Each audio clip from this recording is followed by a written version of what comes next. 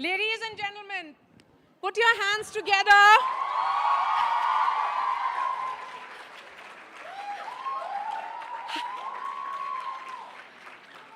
He, he is a computer science graduate who in fact made his Bollywood debut before entering politics, a member of parliament who is the rightful legatee of his father.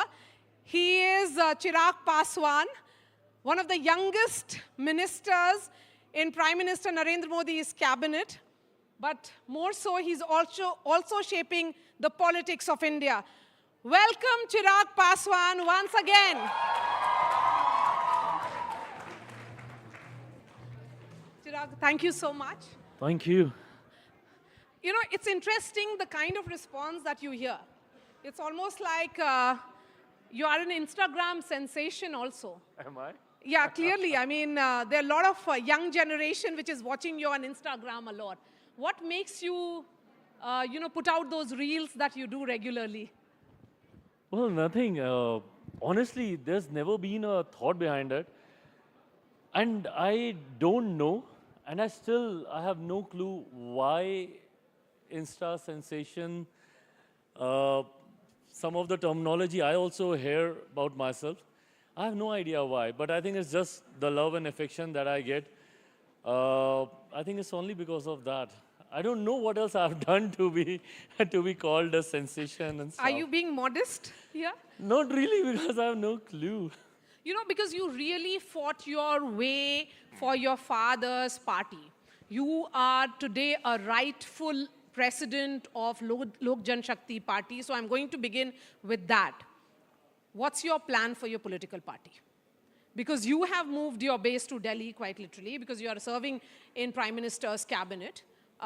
What's your party's future in Bihar? Well, I think I see a major role of my party in coming years. Not only in Bihar politics, but also my father had this ambition. He always dreamt of making Lok Janshakti Party a national party. Not that I'm being over ambitious, but then yes, this is one of my ambitions. Right now, I'm focusing more in Bihar because mainly it's Bihar-based party as of now, and we have elections in my state next year. So that's going to be my prime motive, my prime concern as of now, my priority as of now. But then eventually, yes, I mean, I want to get my party at the national level. Okay, so you have a timeline and a blueprint ready? कोई तैयारी तो की होगी? I do have actually. But you don't want to share it? It's all right if you don't. Okay, so let's talk about, because you are also being seen right now as the conscience keeper of NDA 3.0. The reason why I'm saying is that you have made the government rethink on a number of policies, starting with lateral entry, then the Waqf board bill going into the JPC, something which was not done in the last 10 years. So what exactly you see as the role of NDA partners in this government? Well, I think in any government, allies do play a very important role. And same is the case here. And not that anything is different in this government. For the past 10 years also, in 2014, 2019, all the allies, unlike the general belief that, there's no say of the ally partners in this government and, they're not given importance enough. I mean, I don't believe, because I've been the part of this NDA government under the leadership of my Prime Minister for the past 10 years, and he has always acknowledged the concerns of allies. Similarly, this time also, see, as an ally, I have my own priorities. I have my own ideology. I have my own concerns.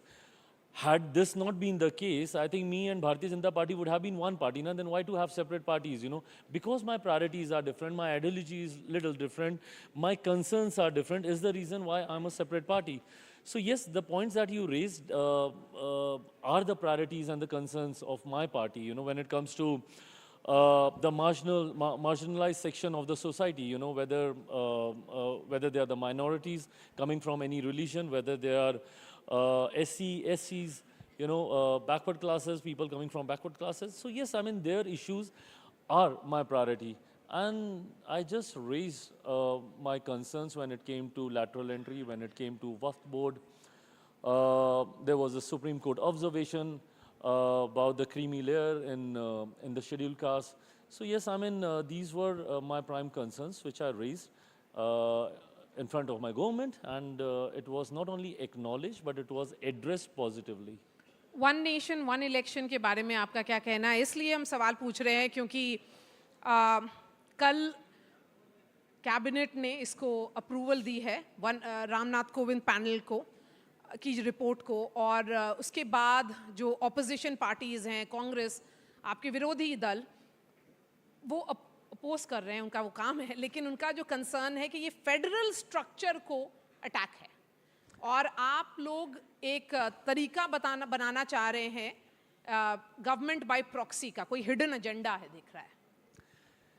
पहले तो खैर कल मैं भी उस cabinet बैठक में मौजूद था जिसमें वन नेशन वन इलेक्शन को हम लोगों ने स्वीकृति दी। सबसे पहले मैं मेरे प्रधानमंत्री का धन्यवाद करता हूं कि वो इस सोच को धरातल पर उतारने के लिए उन्होंने कदम उठाए। अभी तक हम लोग सिर्फ सुनते थे, हवाई ये बातें होती थी और दशकों से हम लोग सुनते आ रहे हैं, बिकॉज ये कंसर्न रहा है कि भाई हर साल कहीं ना कहीं किसी ना किसी राज्य में चुनाव होते रहते हैं। जब चुनाव होते हैं ना सिर्फ हमारे देश के ऊपर आर्थिक बोझ पड़ता है, बल्कि जो मैन पावर का जो उनको डिप्लॉय करना, हमारे सेना के लोग हों, पुलिस से जुड़े हुए लोग हों, उनकी डिप्लॉयमेंट में जिस कार्य के लिए उनको चुना गया है उसको छोड़कर वो पूरा साल और 5 साल तक वो कहीं ना कहीं किसी ना किसी चुनाव में उनकी व्यस्तता बनी रहती है।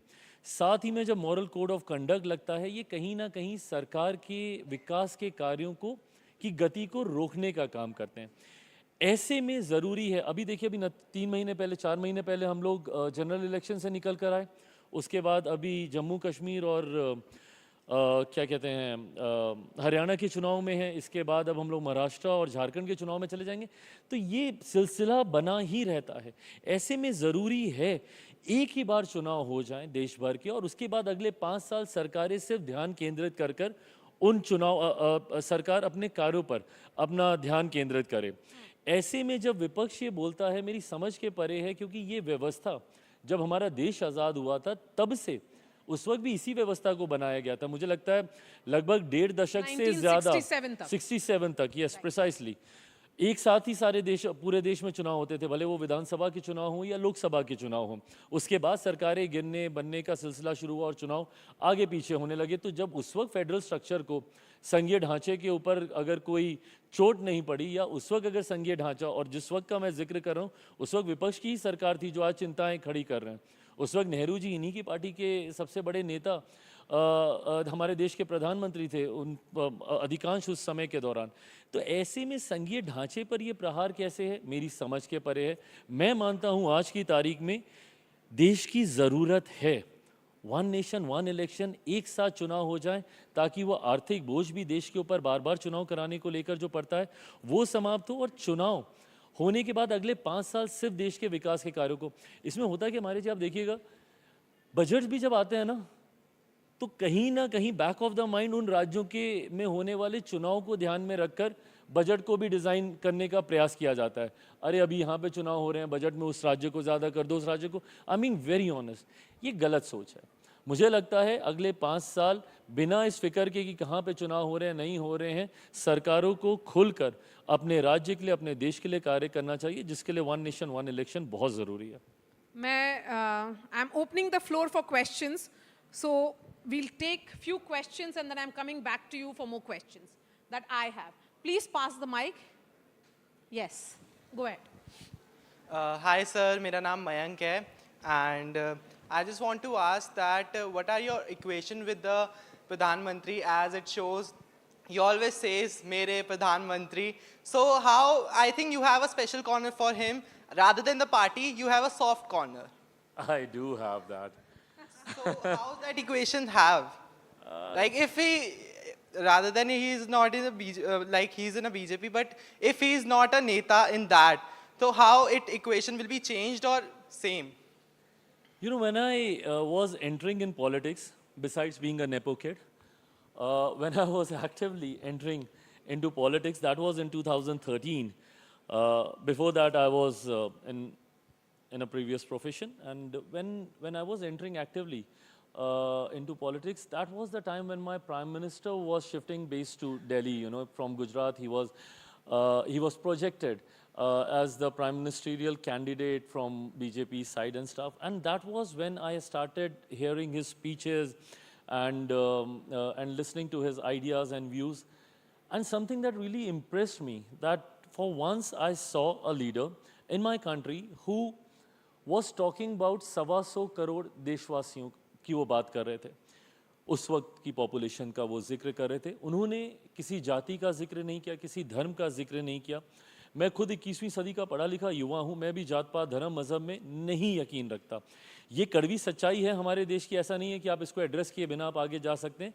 जहाँ ज़रूरत है एड्रेस करना भी होता है. बट देन मैं नहीं मानता कि हमारे देश को जातियों में बांट कर देखना चाहिए या धर्म के आधार पर बांट कर देखना चाहिए. पहली बार मुझे एक ऐसा नेता हमारे देश में दिखाई दिए जिन्होंने 125 करोड़ देशवासियों को एक साथ, उनकी पहचान भारतीय की पहले बनाई और किसी जाति या किसी क्षेत्र की बाद में. तो उस सोच से मैं प्रभावित था और मुझे लगता है उसका बहुत ज़्यादा प्रभाव मेरे initial years of my politics उसमें रहा. और ये रिश्ता उसी वक्त से बना और ये रिश्ता इतना मजबूत रहा कि जब मैं इस गठबंधन के साथ नहीं भी था कुछ कारणों से, इन 2020 यू नो मैं अलग हो गया था एनडीए से. बट उस वक्त भी मैं किसी वैकल्पिक ऑल्टरनेटिव अलायंस में नहीं गया. किसी दूसरे के साथ मैंने गठबंधन नहीं किया. And this was only because of my prime minister. So एक चीज़ मैं मतलब पूरे डंके की चोट पे कह सकता हूँ कि जब तक मेरे प्रधानमंत्री हैं चिराग पासवान उनके साथ है. Thank you so much, sir. The mic is being moved the other side. Okay, sir, Mrinal, हम go एक ahead. राष्ट्र एक चुनाव के बारे में हम बात कर रहे हैं और अक्सर ऐसा देखा जाता है कि अलग अलग चुनावों में जो वोटर की मानसिकता होती है वो अलग होती है. फॉर एग्जांपल दिल्ली में लोकसभा चुनाव में 7 सीट भाजपा जीता और विधानसभा चुनाव में आम आदमी पार्टी की सरकार है. तो क्या एक राष्ट्र एक चुनाव से जो छोटी पार्टीज हैं क्या वो दरकिनार नहीं हो जाएंगी? क्या ये छोटी पार्टीज के साथ थोड़ा सा अनफेयर नहीं होगा अगर हम ये इम्प्लीमेंट करते हैं तो? आई थिंक इंडियंस, भारतीय इतने जागरूक हैं. मुझे नहीं लगता ये सारी चीज़ें मतलब ये आर्ग्यूमेंट्स के लिए ये बातें कई बार कही जाती हैं. और अगर इसमें अगर रत्ती भर भी सच्चाई होती तो भाई आई वुड हैव बीन, मैं सबसे ज़्यादा अलर्ट मैं खुद ही होता. बिकॉज मैं खुद एक छोटी क्षेत्रीय पार्टी का नेतृत्व कर रहा हूँ जिसको आगे चलकर मैं बड़े मंच तक मैं लेकर जाना चाहता हूँ. तो मेरे लिए ये सबसे ज़्यादा चिंता का विषय होता. पर ऐसा होता नहीं. आपने जो उदाहरण दिया, ये दिल्ली का वही वोटर है जो लोकसभा के चुनाव में इतनी स्पष्ट सोच रखता है और सातों की सातों सीट भारतीय जनता पार्टी को जिता कर देता है. बट जब उसके तुरंत बाद विधानसभा के चुनाव आते हैं तो उसका मत बदल जाता है. तो ऐसे में मुझे लगता है कि इंडियंस, हम भारतीय इतने जागरूक हैं, हम समझते हैं भारत के संघीय ढांचे को खूबसूरती से समझते हैं. हमें पता है कि राज्य के चुनाव क्या होते हैं, हमें पता है देश के चुनाव क्या होते हैं. जनरल इलेक्शन, स्टेट इलेक्शंस में फ़र्क हम लोग जानते हैं और दोनों जगह कौन नेतृत्व कर सकता है. कितनी बार आप देखेंगे जिन राज्यों में एनडीए अलायंस या हाँ एनडीए अलायंस अच्छा करता है बट विधानसभा आते आते तक एकदम ड्रास्टिक चेंज हो जाता है. सारे states काफ़ी ऐसे राज्य होते हैं. तो मुझे लगता है कि वो स्पष्टता है हम भारतीयों में. इससे वन नेशन वन इलेक्शन से वो इफेक्ट होगा मुझे नहीं लगता. अब हम उधर जाएंगे उस साइड. हाँ please go ahead. The lady here. Hello Chirag, Hi. my name is Riya Belwal. My question is Bollywood movies जो सोशल कॉज पे होती है, सोशल इश्यूज पे होती है, जनरली उन्हें लेफ्ट विंग या राइट विंग का एक लेबल मिल जाता है. And you also have a professional history with Bollywood, being an insider, being a part of the industry. What is your take on that? Former, yeah, it was a disaster what I have done. I was never an insider there. But anyways, You feel you are an outsider there? I mean, do you feel you don't belong I was an there? absolute outsider. I was Okay. nothing even close to being an actor, not even an A of an actor had. You have a But then, yes, I think categorize कर दिया जाता है, गलत है. हर क्षेत्र में राजनीतिक सोच को डाल देना, to politicize everything, I think that's not correct. Political parties की अपनी सोच है, बट आजकल ये सोच क्या है, हर क्षेत्र में घुस रही है, भले वो बिजनेस में हो, भले वो टूरिज़्म को लेकर हो, भले वो बॉलीवुड हमारी फिल्म इंडस्ट्री हो उसको लेकर हो। मैं इसका पक्षधर नहीं हूँ और मैं नहीं मानता either you like a movie और you don't like a movie, it's as simple as that. हर किसी की अपनी अपनी पसंद होती है, किसी को साईफाई पसंद आता है, किसी को फैमिली ड्रामा पसंद आता है, किसी को पर्टिकुलर डायरेक्टर पसंद आता है, किसी को पर्टिकुलर प्रोडक्शन हाउस पसंद आता है, ये अपनी सोच होती है। लाइक मैं I like horror movies, I like thrillers, you know, मेरे लिए वो कैटेगरी है। आप मुझे कोई फैमिली ड्रामा देखने बैठा दोगे तो मैं बोर हो तो जाऊँगा। अभी जो IC 814 पर और इमरजेंसी पे जो इतना डिबेट हुआ, उसको कैसे देखते हैं आप? इसमें डिबेट की कोई गुंजाइश ही नहीं है। मुझे लगता है Censorship पर जो चल रहा है। दोनों फिल्में सेंसर बोर्ड के सामने गई। सेंसर बोर्ड के पास ये अथॉरिटी है, अगर उनको किसी चीज़ को लेके कंसर्न्स हैं वो अपने कंसर्न्स रखेंगे। एक फिल्म को कोई कट नहीं लगा, दूसरी फिल्म पे मुझे नहीं पता अंदर की क्या IC जानकारी है, बट या OTT पे था। हाँ, OTT प्लेटफॉर्म पे IC 814, उसको बिना कट किए उसको रिलीज़ किया गया या समथिंग, शायद सर्टिफिकेट आसानी से मिल गया, दूसरे को नहीं मिला।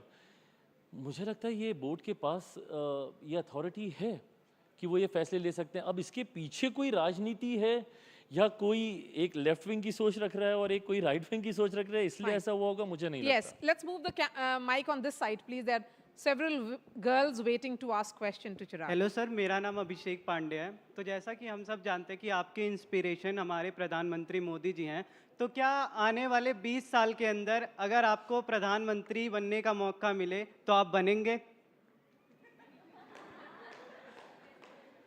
नहीं बनूंगा। क्यों सर? मतलब how do you answer these questions? मतलब किसी को भी मौका मिलेगा, हर कोई और बनना अगर आप चाहेगा। बनेंगे तो आप क्या करेंगे सर? हाँ? अगर आप बने तो आप क्या करेंगे? मुझे नहीं पता प्रधानमंत्री बन के मैं ऐसा क्या स्पेसिफिक करूंगा, बट हाँ, अभी भी जब मैं राजनीति में हूँ, मैं बिहारी हूँ, बिहार से आता हूँ, मैं बिहार फर्स्ट, बिहारी फर्स्ट का मैं जिक्र करता हूँ। ये सोच मेरी ज़रूर रही है कि एकता की हम लोग बात करें, इंक्लूसिव पॉलिटिक्स हम लोग करें। कई बार जब राजनीति में जात पात धर्म मज़हब में बांटा जाता है, मैं इसके बहुत खिलाफ हूँ।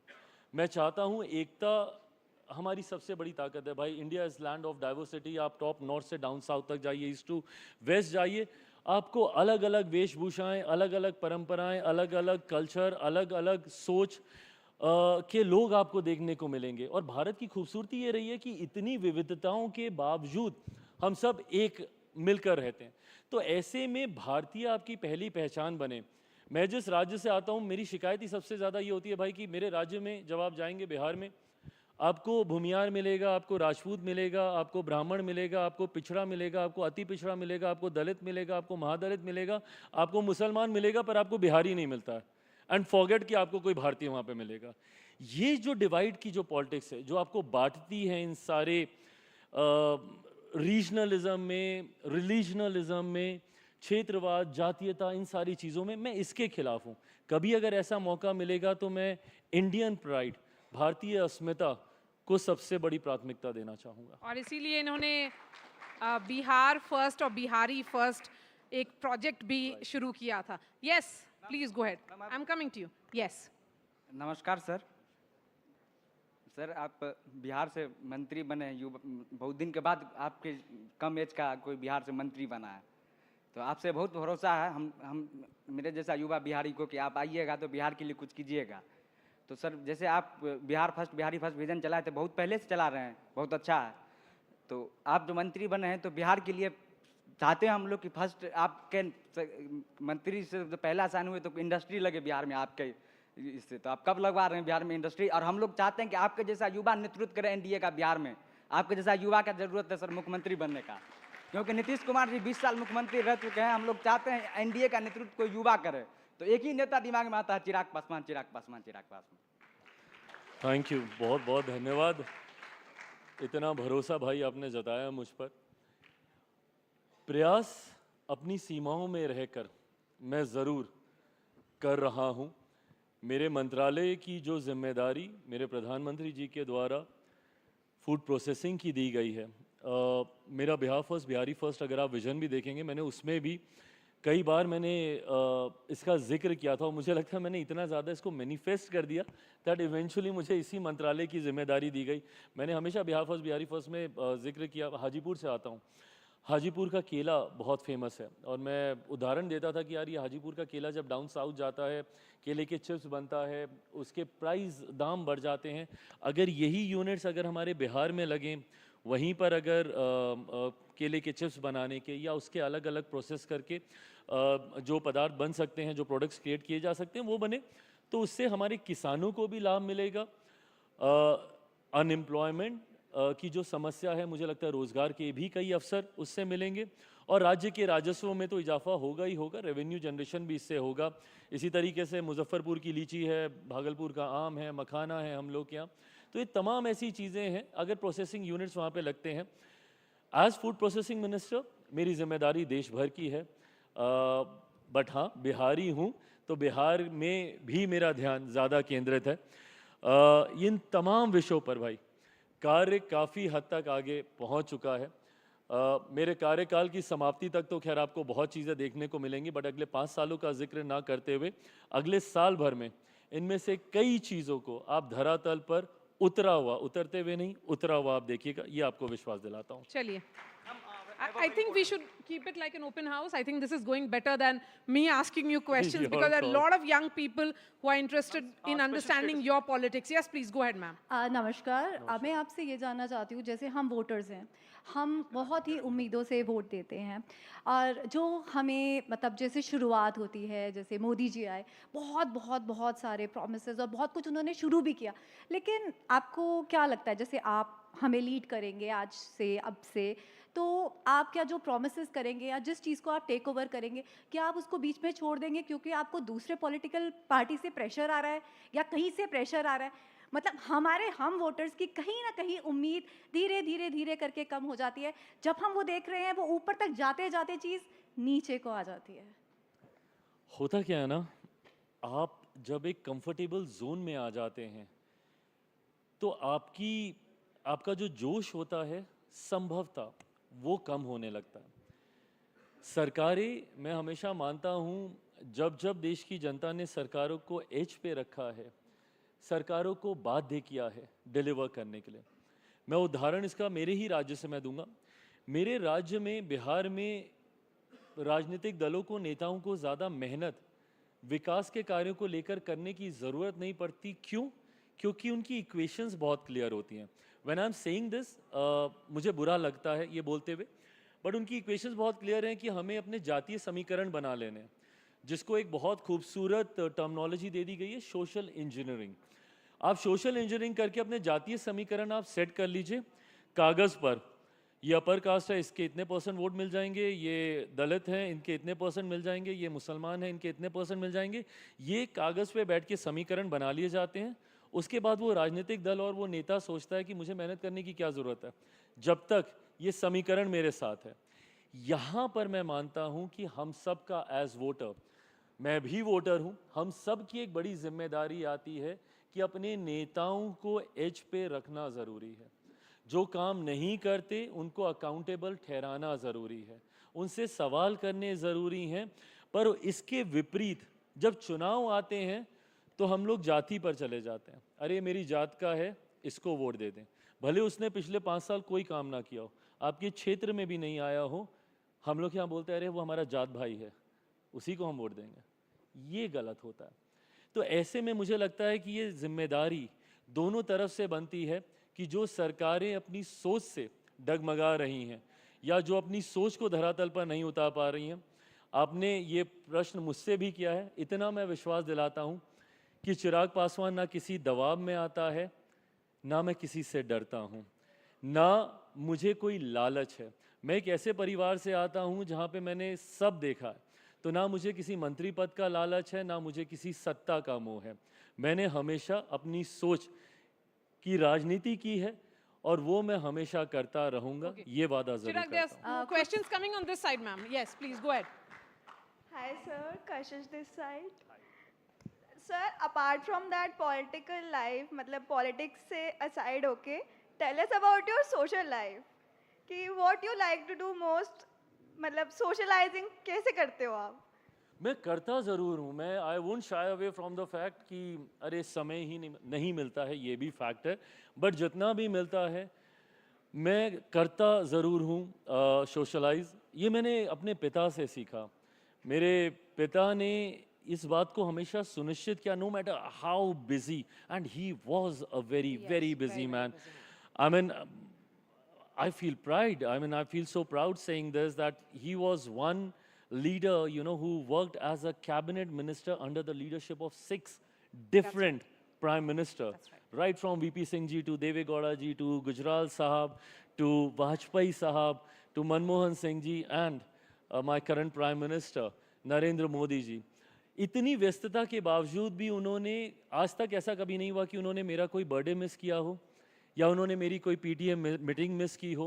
हमेशा मेरे स्कूल में एनुअल डे हो, स्पोर्ट्स डे हो, वो रहते ही रहते थे, और उन्हीं से मैंने ये टाइम मैनेजमेंट मैंने सीखा।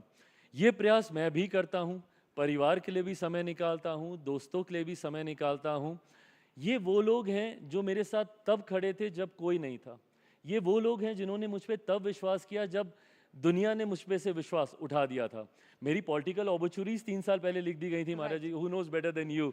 सो मुझे पूरी तरीके से राइट ऑफ कर दिया गया था। उस वक्त जिन लोगों ने मेरा साथ दिया, मेरी ये जिम्मेदारी बनती है, नैतिक जिम्मेदारी बनती है कि मैं उनके साथ भी समय बिताऊं।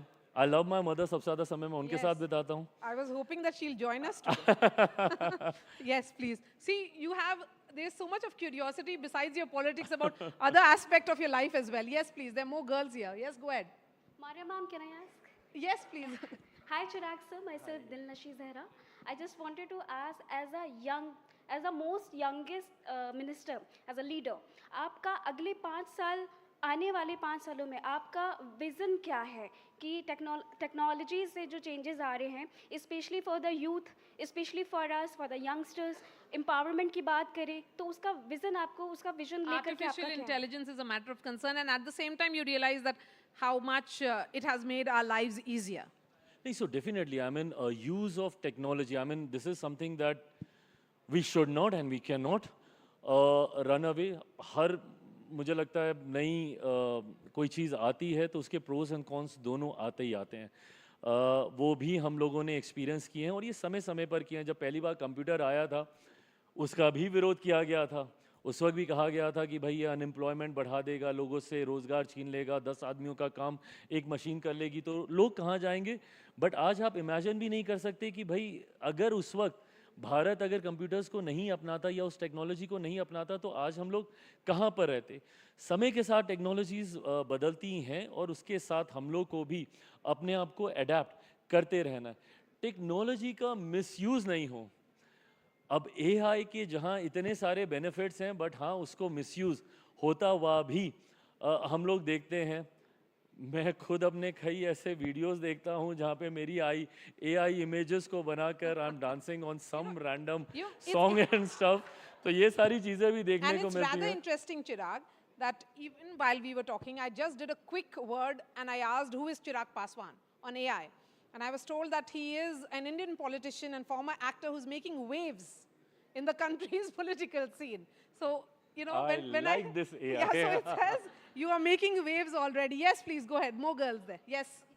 Sorry, ma'am, just one small question. Sir, I just wanted to know कि जो आपके बॉलीवुड की लाइफ थी earlier in the past and जो अभी एज अ पॉलिटिशियन जो आपकी लाइफ है, जैसे as like Kangana Ranaut as an actor, वो भी फिल्म्स कर रही हैं बावजूद पॉलिटिशियन होने के। सो बावजूद पॉलिटिशियन होने के Is something brewing there? no, Because, no, no, no, no, you know, because there is a lot of curiosity and there is something very, you know, very endearing about the interactions in which it has been happening. So my question was कि अगर आपको अभी भी as a politician अगर आपको कोई film you know आपको offer करता है तो क्या आप करना चाहेंगे? अदरवाइज मेरा सवाल यही था कि वो लाइफ आप ज़्यादा पसंद करते थे या एज अ पॉलिटिशियन वाली लाइफ?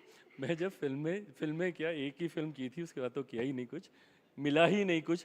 उस वक्त मुझे फिल्में किसी ने ऑफर नहीं की जब मैं वहाँ पे था, तो आज तो मुझे कौन ही करेगा। और हर वो व्यक्ति जिसने मेरी फिल्म का 1 मिनट का भी हिस्सा देखा हो, वो कतई नहीं सोच सकता कि मैं एक्टर बन चलिए, सकता हूँ। okay. तो इसलिए उस क्षेत्र में वापस जाने की संभावना ही नहीं है। Yes.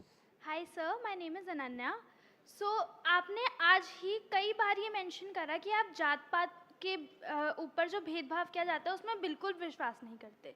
पर मेरा सवाल आपसे ये है कि आजकल युवा की नज़र में बीजेपी सबसे ज़्यादा भेदभाव करने वाली पार्टी बन चुकी है मज़हब के बेसिस पर आप उसी के लाए हैं, क्यों? देखिए, परसेप्शंस क्रिएट किए जाते हैं और कई बार फॉल्स नैरेटिव को इतना इनग्रेव कर दिया जाता है, कहते हैं ना कि एक झूठ को 100 बार बोलो तो वो भी सच लगने लगता है। आयरनी देखिए, विडंबना देखिए, मैं इस गठबंधन का हिस्सा ठीक इसकी विपरीत सोच की वजह से ही बना था, जिसका मैंने अभी जिक्र किया। 125 करोड़ देशवासियों की चर्चा मेरे प्रधानमंत्री करते थे। उन्होंने कभी हिंदू, कभी मुसलमान, कभी अलग जाति या अलग धर्म की चर्चा कर कर उन्होंने कभी ये भेदभाव नहीं किया उनके भाषणों में, और इसी सोच से प्रभावित होकर मैं उस गठबंधन का मैं हिस्सा बना। आज भी जब मेरे प्रधानमंत्री सबका साथ सबका विकास की बात करते हैं, ये वही इंक्लूसिव राजनीति है जिसका पक्षधर मैं रहा हूँ। एंड ट्रस्ट मी, मैं सबसे पहला व्यक्ति होऊंगा जिसको अगर किसी गठबंधन में सांप्रदायिकता की रत्ती भर भी आहट सुनाई देगी, कम्युनलिज्म हो या जातीयता हो, अगर लगेगा मैं खुद अपने आप को डिस्टेंस कर लूँगा। बट इस सरकार का हिस्सा होने के नाते क्लीशेड एग्जाम्पल्स दूंगा, बट वो सत्य हैं। कौन सी ऐसी योजना है मेरी सरकार की जो जाति या धर्म के आधार पर बनी हो? उज्ज्वला योजना, जिसने गांव-गांव में महिलाओं के पास गैस सिलेंडर पहुंचाने का काम किया, किसने उसमें जाति देखी या धर्म देखी? आयुष्मान, जो मुझे लगता है सबसे बड़ी हेल्थ से जुड़ी हुई योजना है, हमने तो कभी नहीं कहा कि ये मुसलमानों के लिए है या सिखों के लिए है या ईसाइयों के लिए है या सिर्फ हिंदुओं के लिए। ये चर्चा ही नहीं होती। ये वही फॉल्स नैरेटिव हैं जो विपक्ष और कई ऐसे लोग हैं जो प्रधानमंत्री जी की सोच को भटकाना चाहते हैं, वो सेट करते हैं। मुझे लगता है अपनी अकल लगाओ, दूसरों के कहे बातों पर All नहीं right, जाना चाहिए। we have really come to the end of this discussion. I'm sure you want to listen to Chirag more and ask him more questions. His Instagram is open and so is his Twitter. You can DM him and ask direct questions. Your final thought, Chirag, the Yuva, where is the Yuva of the country heading? So, where is the युवा of country heading? से ज़्यादा युवाओं को अपनी ताकत पहचानने की ज़रूरत है। एंड ऑल यू यंगस्टर्स, मैं कोई नहीं होता आप लोगों को सुझाव देने वाला, बट मेरा एक अपना अनुभव है, उसके नाते मैं ये शेयर आपसे ज़रूर करूँगा। अपनी ताकत को पहचानिए। भारत एक युवा देश है।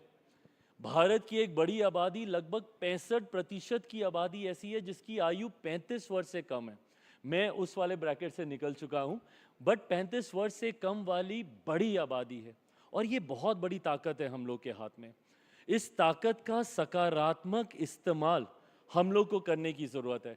अगर हम युवा एक हो जाएं, एकजुट हो जाएं, तो दुनिया की कोई ताकत हमें आगे बढ़ने से नहीं रोक सकती। तकलीफ तब होती है जब हम युवा ही बंटने लगते हैं। हम लोगों को अपने आप को एकजुट कर कर, और ये भारत जैसे देश के लिए जहाँ पे हमारी आबादी कई बार नेगेटिव भी जाता है, बट मैं मानता हूँ कि ये हमारा बहुत बड़ा एसेट है, बहुत बड़ी ताकत है। भारत की 140 करोड़ की आबादी, जिसमें से 65% युवा हैं। अगर हम लोग अपनी युवा सोच को धरातल पर उतारने में कामयाब हो गए, मैं भी इसके लिए आप लोग की हर संभव मदद करूंगा। मैंने एक राष्ट्रीय युवा आयोग के गठन का जिक्र मैंने अक्सर किया है। हमारे देश में बाल आयोग हैं, अल्पसंख्यक आयोग हैं, पिछड़ा आयोग हैं, हर तरीके के आयोग हैं, बट भारत जैसे युवा देश में एक युवा आयोग की भी ज़रूरत है। एक नेशनल यूथ कमीशन, जहाँ पे हम युवा अपनी समस्याओं के साथ जाएं, समाधान लेकर आएं। एक ऐसी नोडल एजेंसी जो सिर्फ युवाओं को एकजुट कर कर, उसमें ये नहीं देखे कि ये अगड़ा युवा है, ये पिछड़ा युवा है, या ये दलित जाति से आने वाला युवा है, सिर्फ युवाओं की बात करें। ये सोच को हम लोग धरातल पर तभी उतार पाएंगे जब हम सब एकजुट होंगे। और सिर्फ यही आग्रह आप लोगों से करूंगा, अपनी ताकत को पहचानिए। एकता बहुत बड़ी शक्ति है। Thank you so much. Let's end this conversation on this note. Thank you, Chirag Paswan, for your time Thank you. here. Thank you so much. Pleasure for, you could come on our Munch of NDTV. Thank you so much.